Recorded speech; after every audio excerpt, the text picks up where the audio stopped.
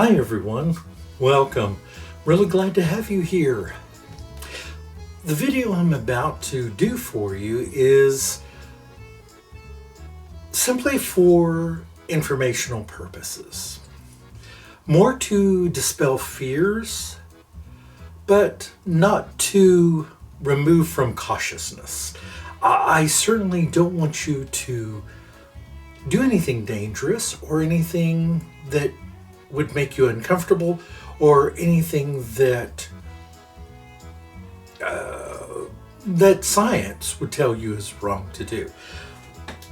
What I'm sharing with you in the upcoming Hey Patrick video is something I've done through my own research that I just wanted to share with you. It's both informational, cautionary, and hopefully, you pick something up from this that makes you a little less paranoid about the ingredients that we use in soap making. Lye has got such a bad rap in the industry. There are people who only will buy what they consider non-lye soap, which of course there is no such thing. If you're a soap maker, whether it be melt and pour, whether it be cold process or hot process, all soap comes from a chemical reaction between sodium hydroxide, called lye, which can come from ash in its natural form. Then it needs something to activate it, which is generally water or milk or whatever the liquid ingredient you're using. And when you take that activated mixture of lye and water and mix it with an oil, well, under the right conditions and the right measurements, you get soap. Okay? So, lye is not a bad thing. Some people have misused it. Absolutely. Do people use it without caution? They do, unfortunately. That's not what this video is about. I just want to dispel or make you think a bit more, perhaps less fearfully, of sodium hydroxide or lye, and think of it more as a useful tool. I hope you find this video useful. If not, let me know that too. If you have any other questions you'd like to see answered in a video, or even like me to take this video to the next logical step, let me know that as well. Have a great day, everyone, and enjoy. Hi, everyone, and welcome to the second episode of Hey Patrick, where I answer questions or queries or even throw in my own opinions about some commonly held beliefs or concepts in regard to making your own soap, solutions, creams, tinctures, whatever. And in this episode, I'm going to discuss one of the more common things that I hear in videos, and that is, why would you pour there are oftentimes warnings telling you to always make sure you pour your lye into the water, not your water into the lye.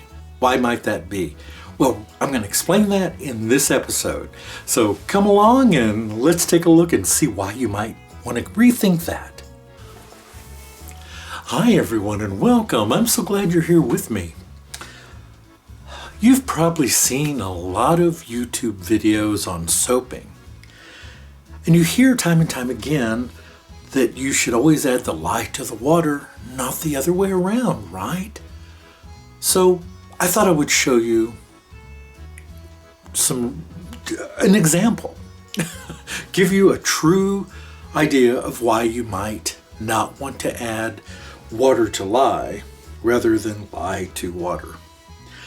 And in this experiment, I have 40 mils of water here, 40 mils of water here.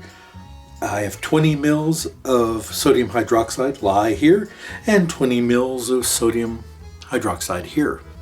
In the one example, I'm going to put the lye in the water, like most people do when we're soaping. And in the other example, I'm going to pour the water into the lye. I have on protective clothing here. I've got a very heavy double layered shirt on. I'm going to be wearing, of course, eye goggles, rubber gloves, and a face mask. So I don't want you to worry about me putting myself at risk.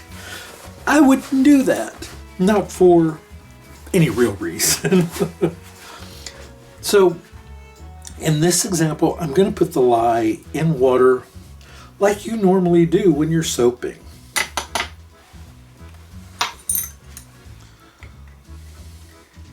Stir it, of course.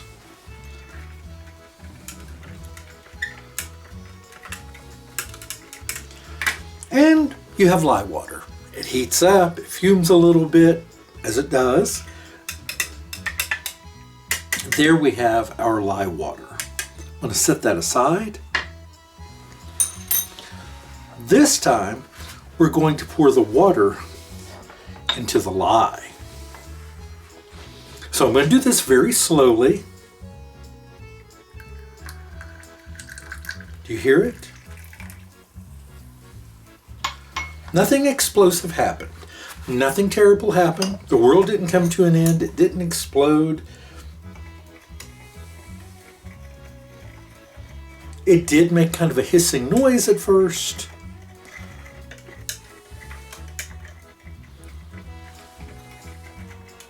Now I will say, a lot of the lye is caked at the bottom. Because we poured the water onto the lye, it starts dissolving the lye on top, and then that water slowly soaks down into the lower part.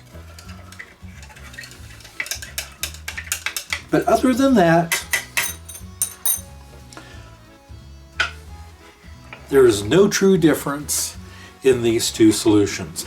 Now, am I going to tell you that you should start pouring your water into lye instead of pouring your lye into water? No, that's not what I'm suggesting. First of all, you and I are generally dealing with much larger volumes than just 40 ml, right? We're dealing with, well, sometimes gallons of water or milk, or depending on what we're doing, right? One of my biggest recipes, like when I'm making those 4 big red loaves, that's 71 ounces of water. And I guess the why I'm bringing this up is that when you're dealing with higher volumes, which I could do a test of that outside as well, the risk is much higher. Because I did, when I poured it in, there was kind of a shh sound.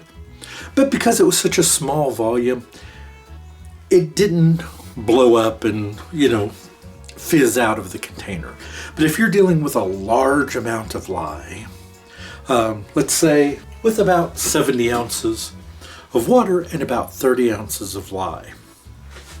So if you pour that volume of water into that much lye, you could have, especially if you're dealing with a shallow container.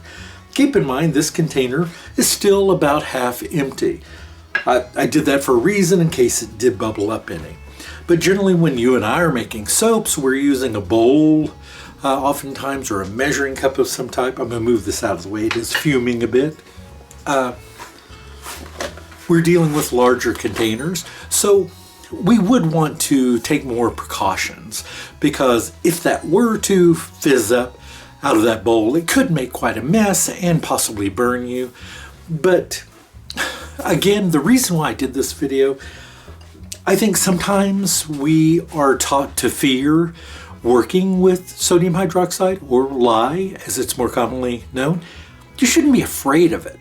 You should respect it, okay? Just like sharp knives in the kitchen, they could slice a person's throat. They could cut a major artery.